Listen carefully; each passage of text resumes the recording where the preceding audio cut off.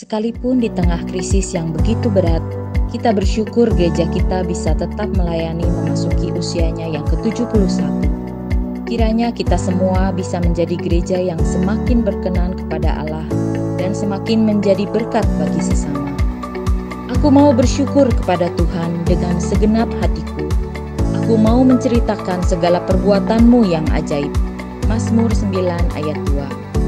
Marilah kita menyatakan rasa syukur kita dalam bentuk persembahan syukur hari ulang tahun ke-71 GKI Anugerah, yang seluruh dananya akan dipergunakan untuk membangun pelayanan pemberitaan kabar baik secara online dan menolong sesama yang terdampak krisis.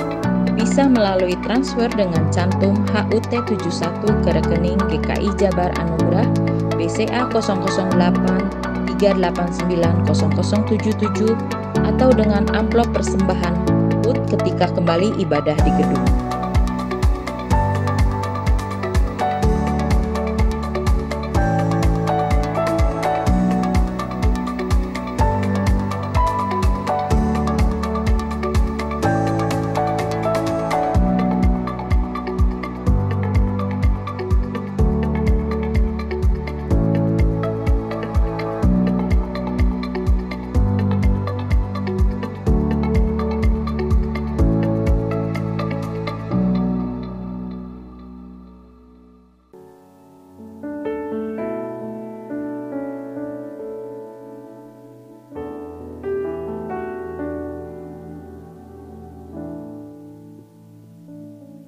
Salam sejahtera jemaat yang dikasihi Tuhan.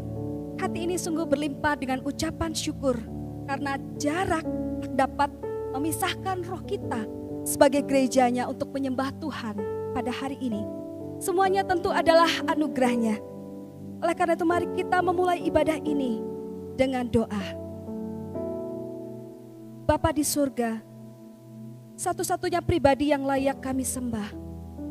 Hari ini kami datang kepadamu dari tempat kami masing-masing untuk menaikkan puji, syukur, dan persembahan kami.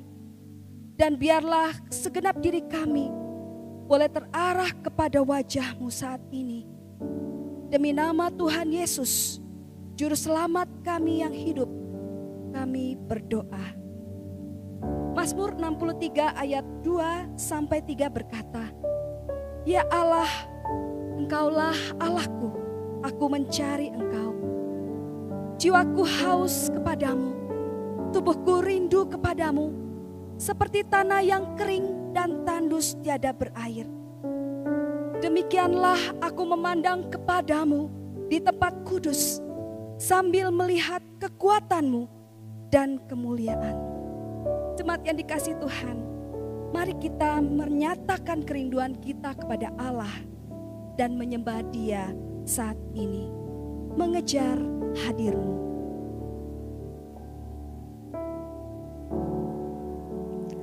Dekat padamu, itu rinduku.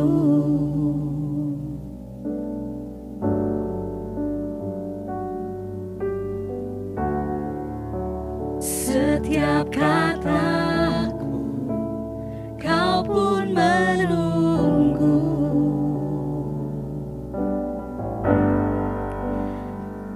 Tak kusangka ku temukan satu kasih yang abadi. Kini ku datang dan ku bawa hidupku.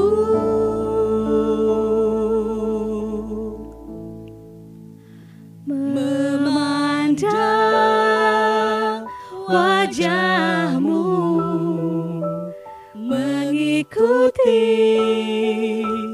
kebaikan-Mu, mengejar hadir-Mu dalam hidupku.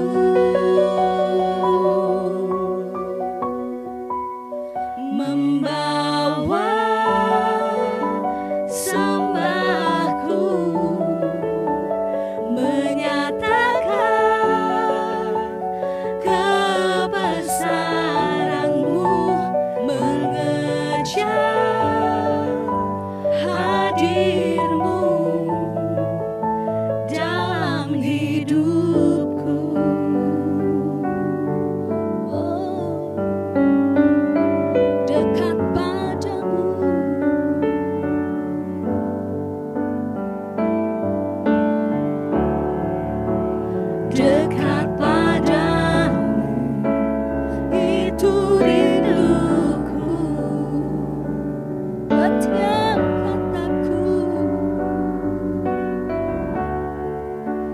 Setiap kataku kau pun menunggu. Tak kusangka ku temukan satu kasih yang abadi. Kini ku datang dan ku bawa hidupku, memandang wajahmu, memandang wajahmu, mengikuti kebaikanmu, mengejar hadirmu dalam hidupku, membawa sembahku, membawa Tuhan sembahku, menyatakan kebesaranmu, mengejar hadirmu dalam hidupku. Pagi ini biarlah kita hanya memandang kepada Yesus, dan kiranya tak ada satu pun yang akan mengalihkan kita dari wajahnya. Pandanglah pada Yesus, pandanglah wajah mulianya.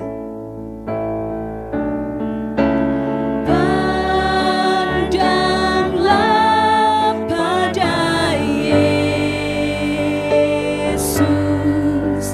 pandanglah wajah mulianya.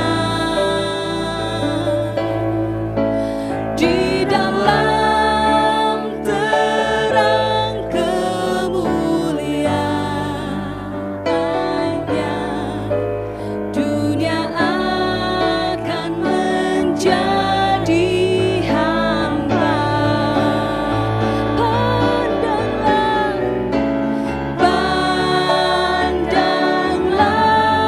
pada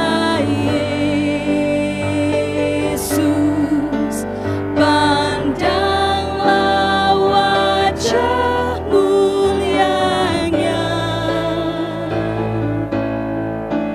Di dalam terang kemuliaannya, dunia akan menjadi hamba. Di dalam terang kemuliaannya, dunia akan menjadi hamba. 1 Tawarik 17 ayat 27 berkata, kiranya engkau sekarang berkenan memberkati keluarga hambamu ini, supaya tetap ada di hadapanmu untuk selama-lamanya. Sebab apa yang engkau berkati ya Tuhan, diberkati untuk selama-lamanya. Biarlah menjadi sebuah kerinduan kita untuk keluarga kita diberkati oleh Tuhan. Seperti kerinduan Daud yang mempersembahkan keluarganya bagi Tuhan. Mari kita meminta Tuhan untuk memberkati keluarga kita. Pemulihan bagi keluarga.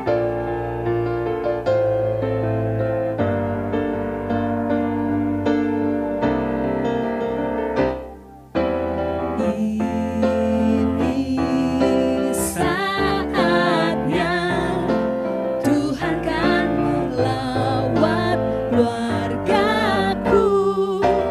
Ini waktunya pemulihan terjadi.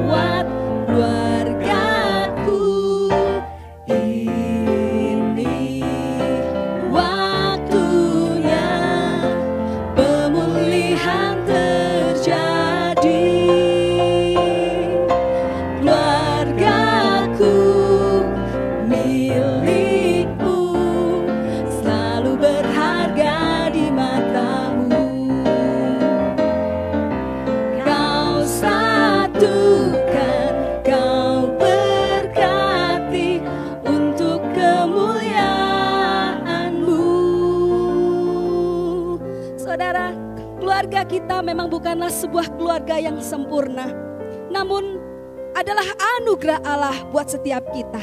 Dan biarlah hari ini firman Tuhan boleh membawa pemulihan buat setiap keluarga kita.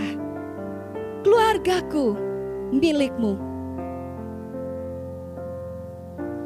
Keluargaku milikmu, selalu berharga di matamu. Kau satukan, kau berkati untuk kemuliaan-Mu. Keluargaku milikmu, selalu berharga di matamu. Kau satukan, kau berkati untuk kemuliaan-Mu. Kau satukan, kau berkati untuk kemuliaan-Mu.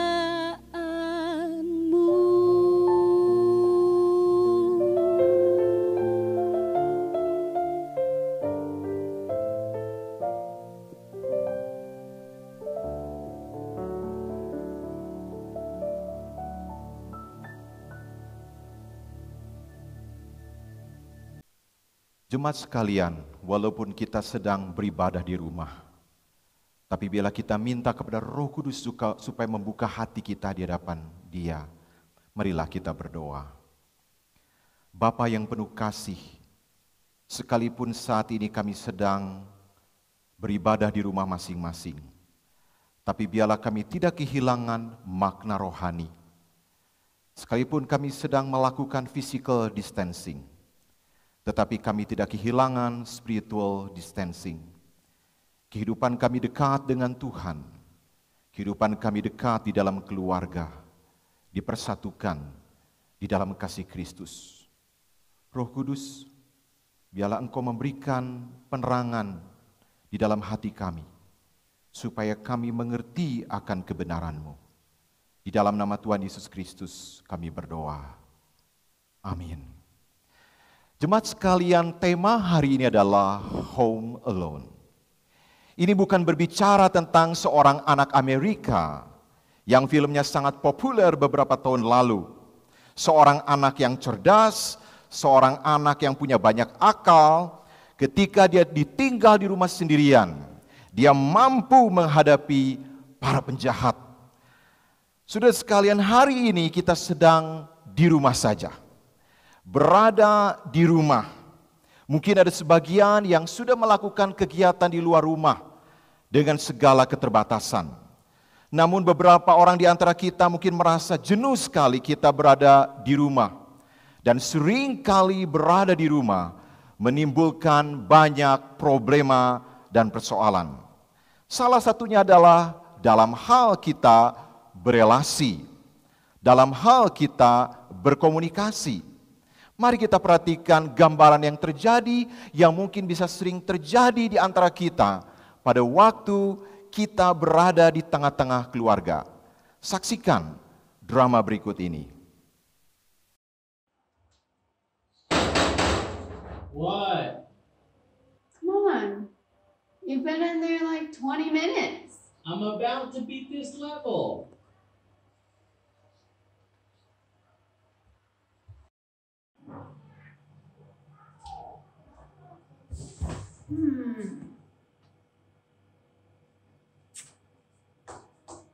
What do I want?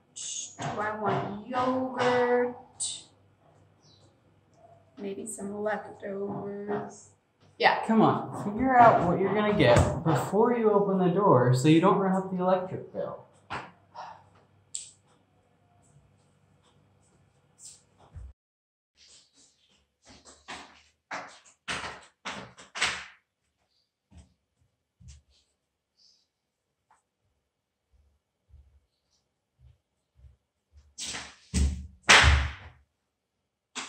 Thank you so much for leaving. leaving your shoes in the middle of the room. You know, they really bring out the colors of the place. Thank you so much.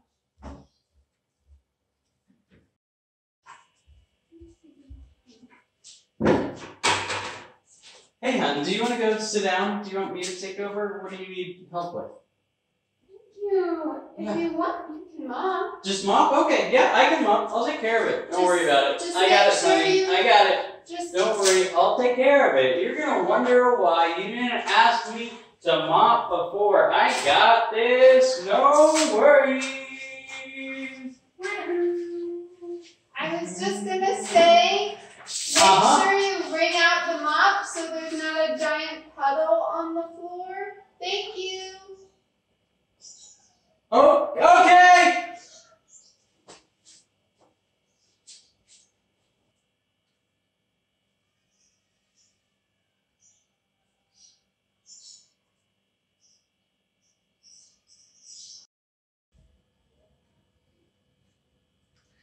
I love you. I'm sorry. I forgive you. Thank you.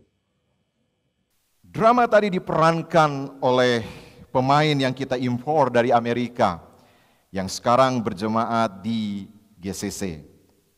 Saudara, pemandangan atau gambaran di dalam drama tadi bukankah sering kali menjadi gambaran di dalam keluarga kita?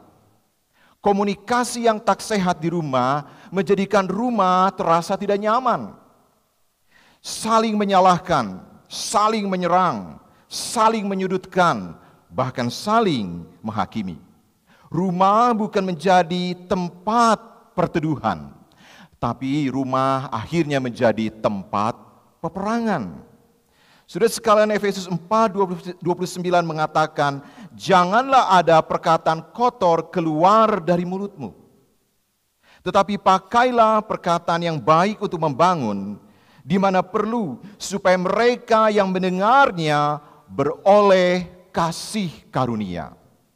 Di dalam terjemahan bahasa Inggris, saya langsung terjemahkan di dalam bahasa Indonesia secara bebas, dikatakan, jangan gunakan perkataan yang berbahaya, perkataan yang melukai. Gunakanlah perkataan yang menolong, yang baik untuk membangun. Saudara, di dalam kitab Efesus yang hanya terdiri dari 6 pasal, pasal pertama sampai pasal ketiga bicara tentang hal doktrinal. Tapi dari pasal 4 sampai pasal 6 banyak bicara tentang hal-hal praktikal. Dari pasal 4 sampai pasal 6 banyak bicara tentang unity, kesatuan, purity, kekudusan, dan harmoni, keselarasan. Paulus memulai dalam pengajaran yang penting di pasal 4 mengatakan bahwa kita adalah manusia baru. Bagaimana kita sebagai manusia baru harus mendemonstrasikan karakter Kristus, Christ likeness. The way we live, bagaimana kita hidup. The way we relate, bagaimana kita berelasi. Dan the way we speak, bagaimana kita berbicara. Saudara, identitas kita jelas dikatakan di dalam Efesus 4 ayat 20 dikatakan, kamu telah belajar mengenal Kristus. Kalimat ini penting sekali dikatakan, kamu telah belajar mengenal Kristus. Ini menyangkut intimasi dan relasi.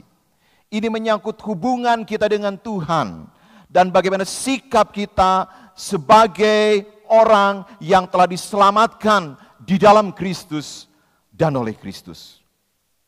Saudara sekalian, ini menyangkut sekali lagi tentang karakter dan bagaimana kita mengaplikasikannya di dalam kehidupan kita sehari-hari.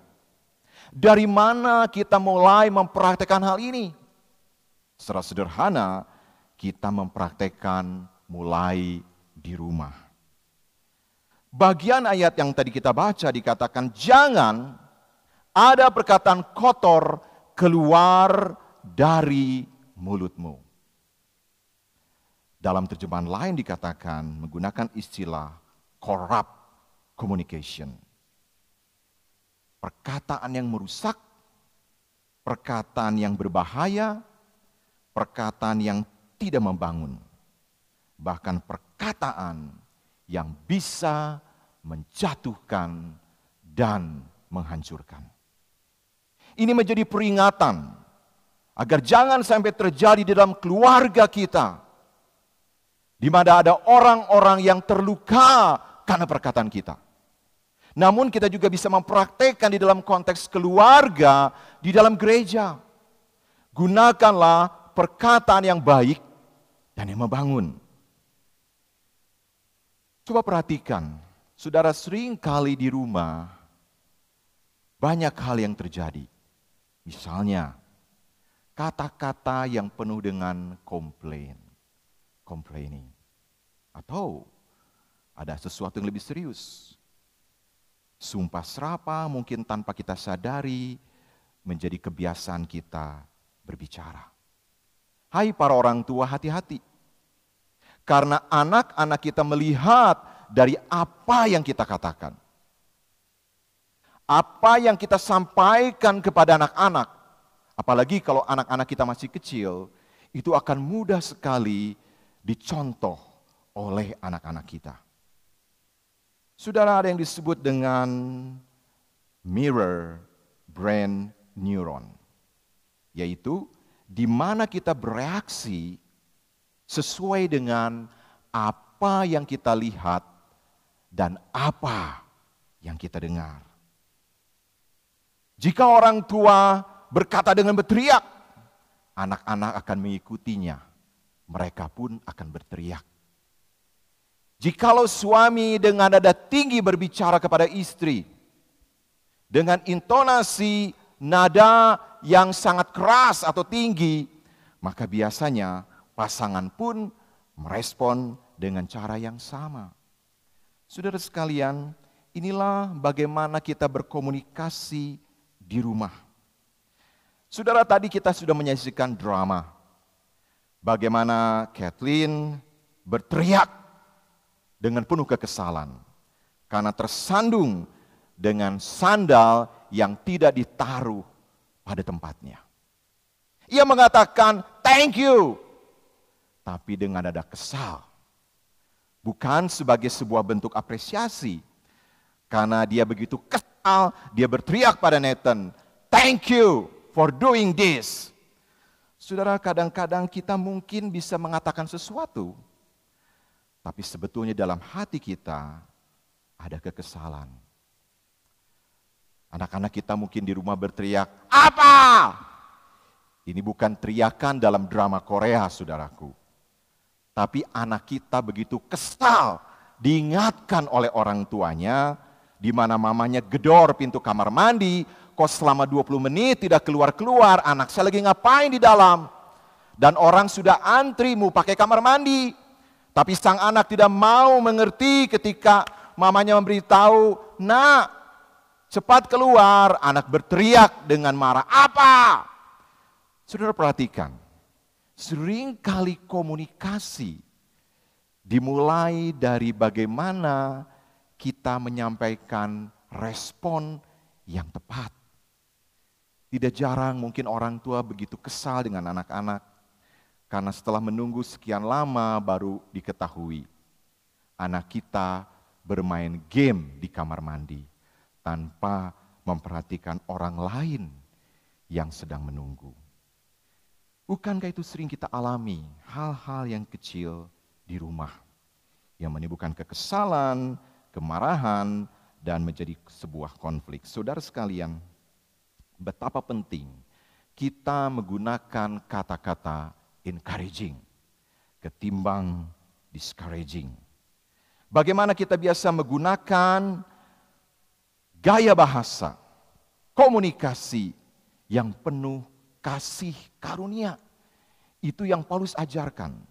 Gracious communication, not corrupt communication. Saudara, kata-kata ini mungkin nampaknya sederhana. Betapa sering kita mengatakan dua kata ini, thank you. Tapi bukankah dua kata ini sangat powerful? Sebagai contoh, putra-putri kami seringkali membantu kami mencuci piring atau membereskan rumah.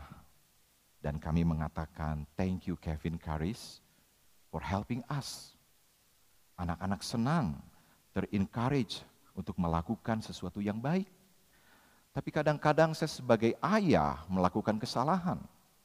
Sebagai suami, saya bisa melakukan kesalahan, bisa menyakiti istri saya. Tidak menurunkan wibawa kita sebagai seorang kepala keluarga. Ketika kita melukai pasangan kita mengatakan, I'm sorry. Ketika kita melukai anak-anak, tidak menurunkan otoritas kita. Ketika orang tua meminta maaf dan mengatakan, I am sorry. Perkataan terima kasih, meminta maaf, sesuatu yang sederhana, tapi memiliki pengaruh yang luar biasa. Saudara, baru-baru ini mungkin orang tua menerima hasil akademis atau nilai yang diberikan oleh para guru di sekolah untuk prestasi yang dicapai oleh anak-anak kita di rumah. Selama belajar, mereka menggunakan online study. Beberapa orang tua begitu gembira, hasilnya sangat memuaskan. Tapi mungkin beberapa orang tua ketika melihat hasil rapot, mulai membandingkan dengan orang tua lain yang cerita tentang keberhasilan anak-anak mereka.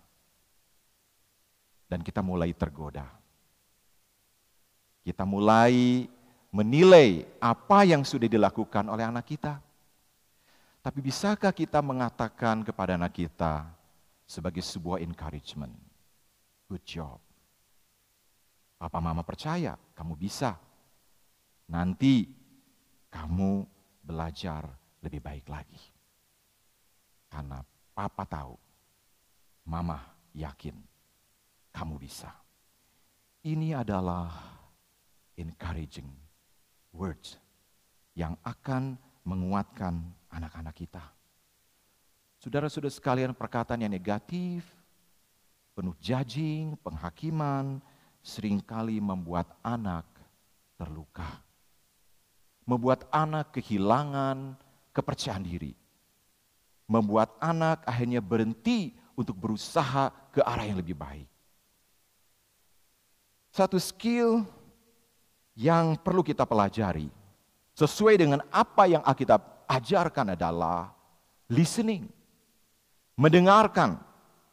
Sudah di dalam Amsal 18 ayat 13 mengingatkan, jikalau seseorang memberi jawab sebelum mendengar, itulah kebodohan dan kecelaannya. Di dalam terjemahan bebas, menyahut lebih dulu sebelum mendengarkan betul-betul, itulah kurang ajar dikatakan. Dan mendatangkan malu. Para pengajar Yahudi mengajarkan hal ini sebagai bentuk komunikasi. Listen, mendengarkan. Dan ini diajarkan di dalam keluarga berulang-ulang kali.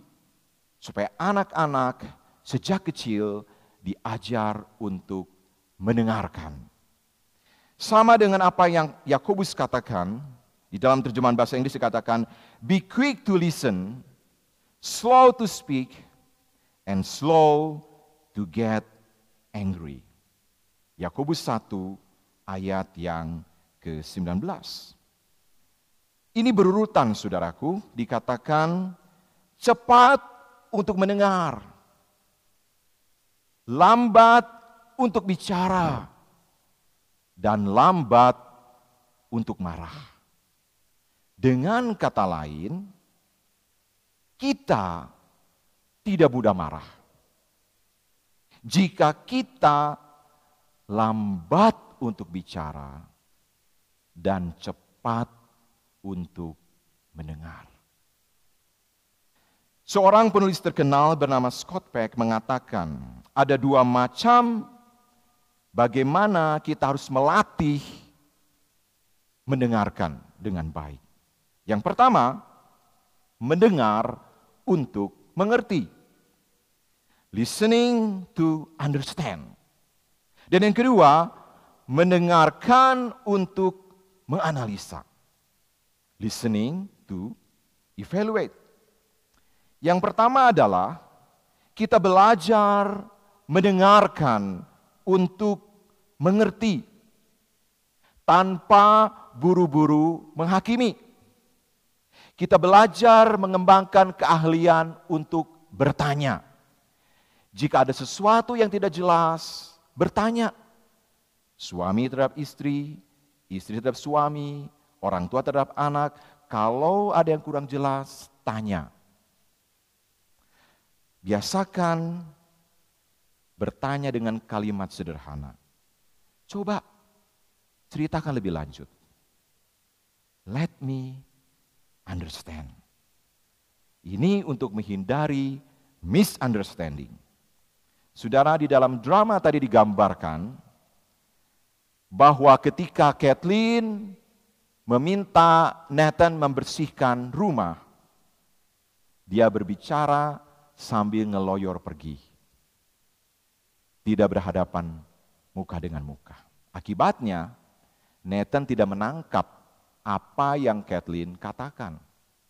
Sehingga dia melakukan sesuatu tidak seperti yang Kathleen maksudkan. Saudara, inilah yang sering kali menimbulkan miscommunication.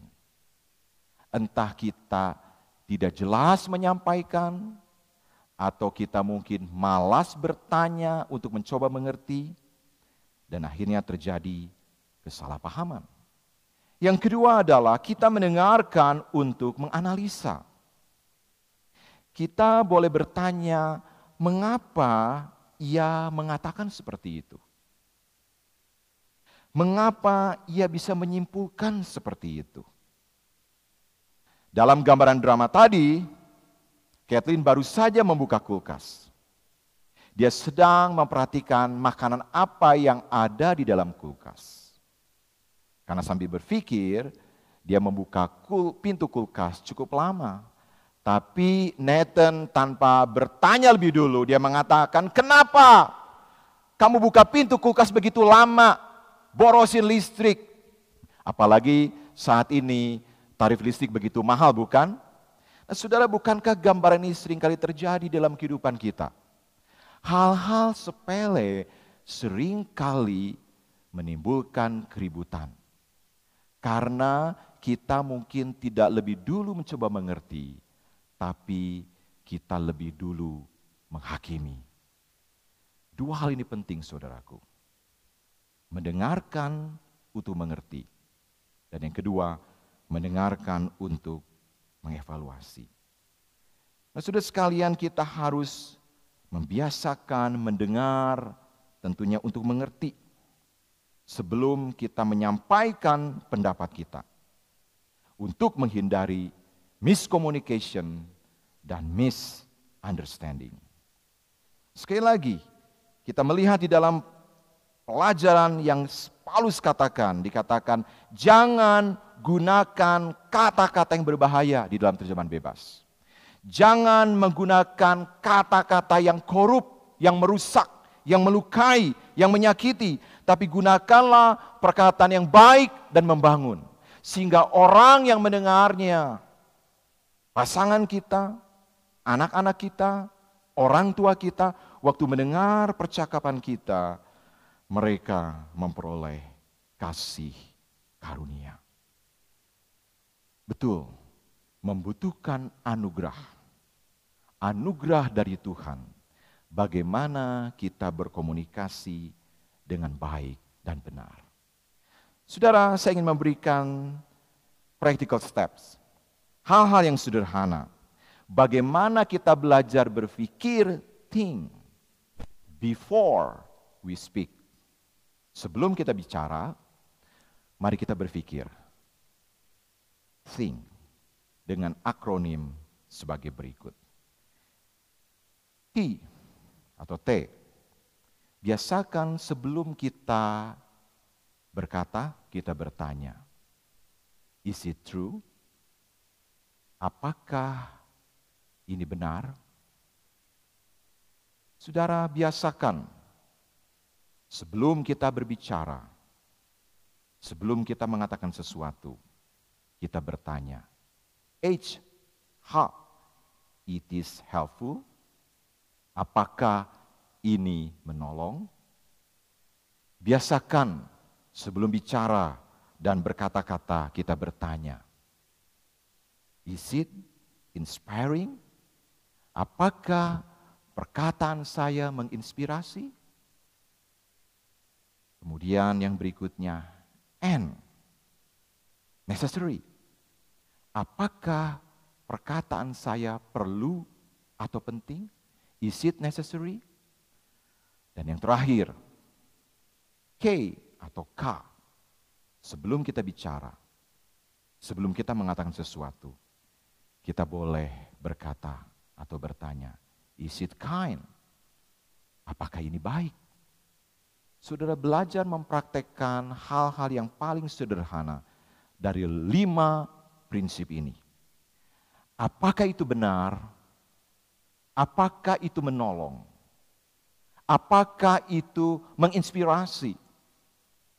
Apakah itu perlu atau penting? Dan yang terakhir, apakah itu baik? Mari kita minta kepada Tuhan, supaya dalam anugerahnya kita belajar berkomunikasi dengan baik, berbicara dengan baik, dan bagaimana kita juga berelasi dengan baik di dalam keluarga. Mari tundukkan kepala, kita berdoa. Saudara sekalian, mungkin beberapa hari lalu atau beberapa minggu lalu terjadi sesuatu di rumah saudara. Ada salah mengerti di antara pasangan. Ada komunikasi yang tidak sehat antara orang tua dan anak.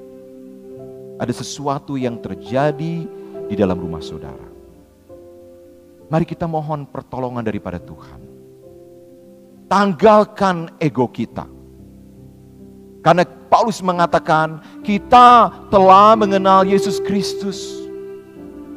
Biarlah kita mendemonstrasikan karakter Kristus.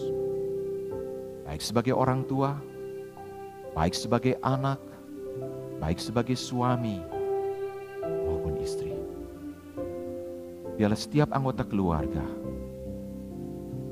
mengakui dengan jujur kesalahan kita. Mintalah ampun dari Tuhan kalau kita sudah melukai anggota keluarga yang lain. Tapi mintalah maaf pada anggota keluarga jikalau kita berbuat salah. Izinkan Roh Kudus membentuk diri kita masing-masing, supaya kita semakin rendah hati, semakin kita mau melakukan apa yang sudah kita pelajari. Bukan pada hari ini saja. Beberapa minggu yang lalu kita sudah mendengarkan banyak pengajaran firman Tuhan. Mari kita terus praktekkan dari hal yang paling sederhana. Mohon pertolongan dari Roh Kudus.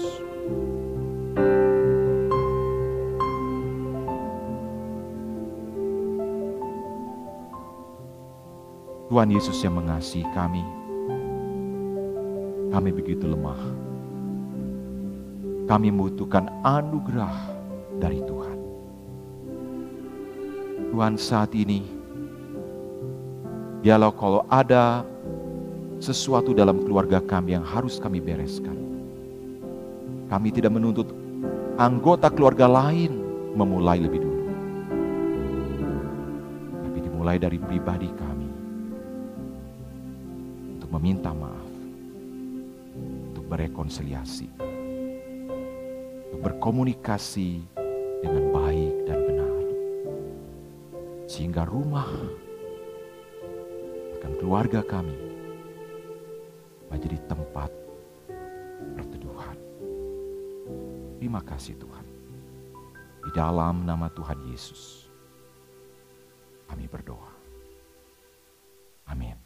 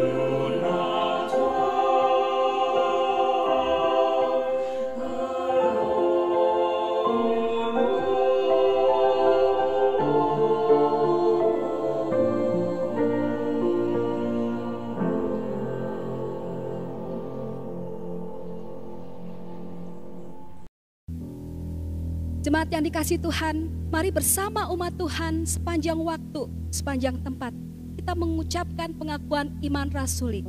Pengakuan iman rasuli, aku percaya kepada Allah, Bapa yang Maha Kuasa, Khalik langit dan bumi, dan kepada Yesus Kristus anaknya yang tunggal, Tuhan kita, yang dikandung daripada Roh Kudus, lahir dari anak darah Maria, yang menderita sengsara di bawah pemerintahan Pontius Pilatus, disalibkan, mati dan dikuburkan, turun ke dalam kerajaan maut.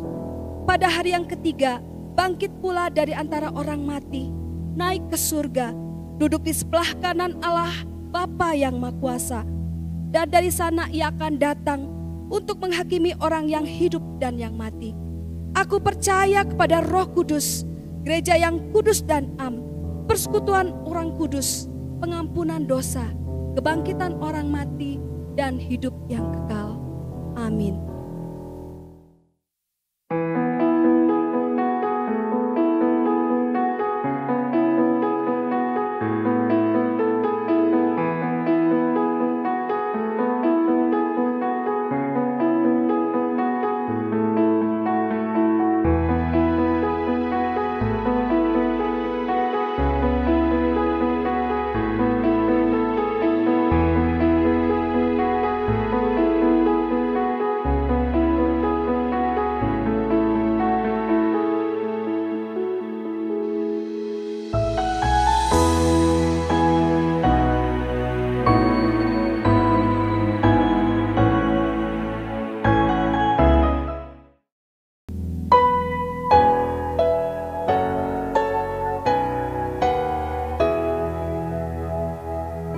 Puji Allah Bapa Putra, puji Allah Roh Kudus, ketiganya yang esa. Pohon selamat sumber berkah.